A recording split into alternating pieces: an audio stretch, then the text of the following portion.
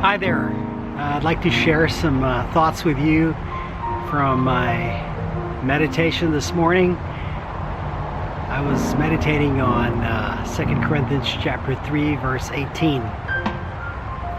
And it says, "But we all with unveiled face, beholding as in a mirror the glory of the Lord, are being transformed into the same image from glory to glory, just as by the Spirit of the Lord."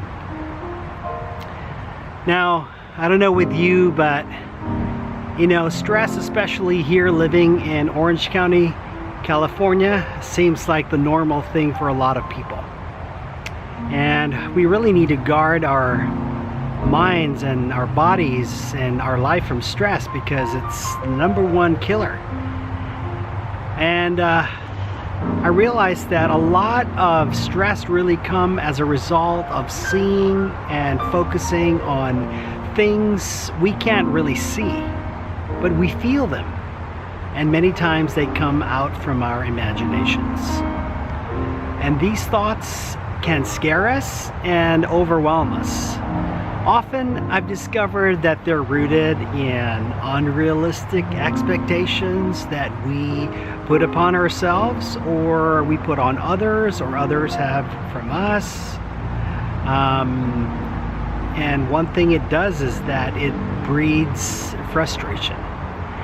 As I meditate on God's Word, I'm actually feeling a shift in my attention where I'm able to release and free myself and detach myself from thoughts and feelings that restrict and take away from my serenity and freedom.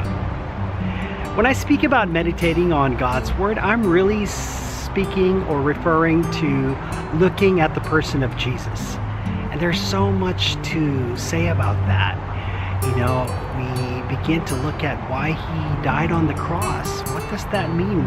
What is the relevance of it when he said it is finished? How does that affect us? Those are interesting questions to help us begin to really explore the person of Jesus. But more than just exploring a subject or a topic, you're really getting into a relationship, a connection with the person of Jesus.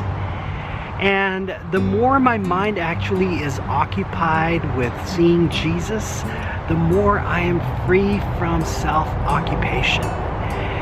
And the freedom that I actually am experiencing when I am occupied with Christ increases my value of seeing Jesus. My mind is no longer jerked around and tossed to and fro with worry, motivated by fear.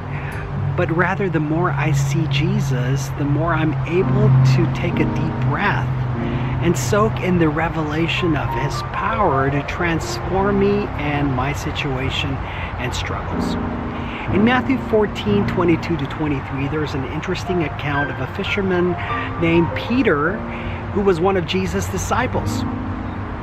The greatest miracle Peter experienced at the storm was at Jesus' word. When he stepped out of his boat, the wind was boisterous, the waves tossed the boat to and fro. It was a nerve-wracking and scary experience, I can only imagine.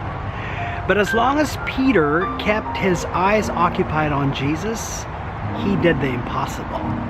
He walked on the water. Jesus was walking on the water, and when Peter looked at Jesus, he became just like Jesus and did the supernatural. The moment he became self-occupied, however, is when he began to sink. And boy, that's no fun at all.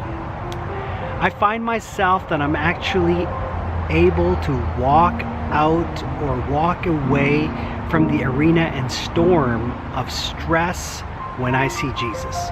My soul begins to find rest. The invitation of Jesus is always open for all who will respond.